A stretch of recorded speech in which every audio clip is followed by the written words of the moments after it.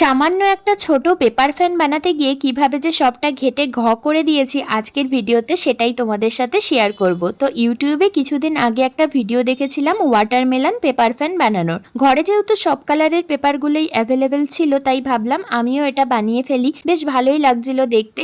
তো সেই মতো কাজ শুরুও করে দিয়েছি। ফার্স্টে রেড কালারের পেপারটার দুপাশে এরকমভাবে গ্রিন কালার আর হোয়াইট কালারের পেপার সরু সরু করে কেটে আঠা দিয়ে লাগিয়ে দিয়েছি। তারপর আমার কাছে যেহেতু মার্কার পেন ছিল না তাই এখানে অ্যাক্রিলিক কালার দিয়ে ওয়াটারমেলনের সিডসগুলো আমি এঁকে নিয়েছি। কালারটা শুকিয়ে যাওয়ার পরে এবার এটাকে আমি ভাঁজ করে নিয়েছিলাম। ছোটবেলায় আমরা যেভাবে পেপার ফ্যান বানানোর জন্য এদিক ওদিক করে কাগজটাকে ভাঁজ করতাম ঠিক সেরকম ভাবেই ভাঁজ করে নিয়েছি।